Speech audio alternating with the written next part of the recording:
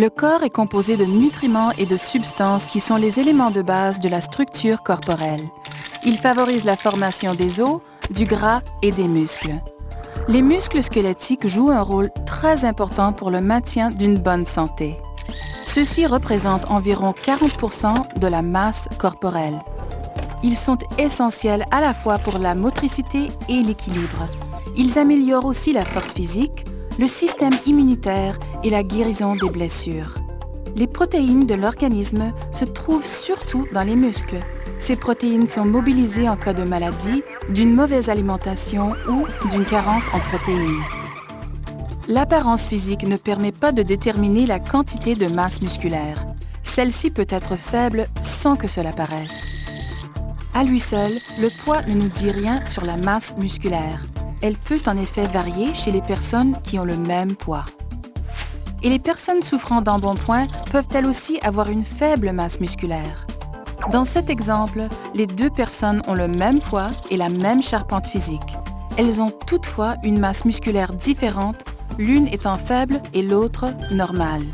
La perte de masse musculaire peut être causée par le vieillissement, une maladie ou une blessure. Elle peut survenir assez rapidement en cas d'alitement ou d'hospitalisation. La perte musculaire peut être causée par des problèmes de santé comme le cancer, le diabète, l'arthrose, l'adipocité, les maladies des reins et du foie, les maladies cardiaques, le VIH, le sida et les maladies pulmonaires comme la MPOC. Comme la masse musculaire est importante pour la santé, sa diminution peut entraîner de graves problèmes de santé. Elle peut limiter les capacités physiques et la mobilité, diminuer la qualité de vie, augmenter les complications pendant et après une chirurgie et prolonger l'hospitalisation. Une réduction de masse musculaire peut même diminuer l'espérance de vie en cas de problème de santé.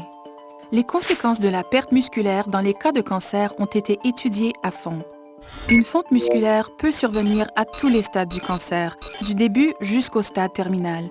Elle peut augmenter le risque d'effets secondaires graves liés à la chimiothérapie et de progression du cancer. Elle peut aussi raccourcir la survie d'un patient atteint de cancer.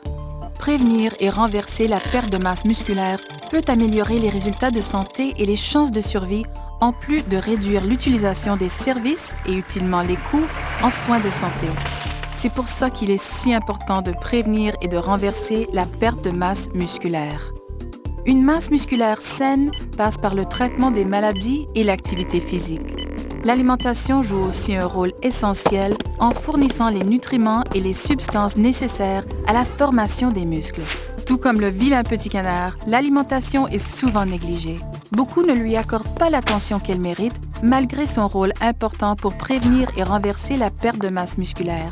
Tout comme le corps a besoin d'air pour respirer, il a besoin de nutriments pour la formation des muscles. Plusieurs nutriments favorisent la formation et le maintien des muscles, surtout les protéines qui sont le principal élément constitutif des muscles. Notre objectif est de sensibiliser la population à l'importance de la masse musculaire pour la santé. Nous élaborons des stratégies axées sur la nutrition pour prévenir et traiter la perte de masse musculaire chez des personnes ayant diverses maladies. L'alimentation joue un rôle essentiel dans la reconstruction de la masse musculaire qui favorise la guérison et une bonne santé. Nous croyons aux effets thérapeutiques d'une bonne alimentation. Au même titre qu'un médicament, elle peut et doit servir à améliorer la santé. Nos recherches visent à explorer comment l'alimentation peut devenir un traitement puissant nous permettant de vivre plus longtemps et en meilleure santé.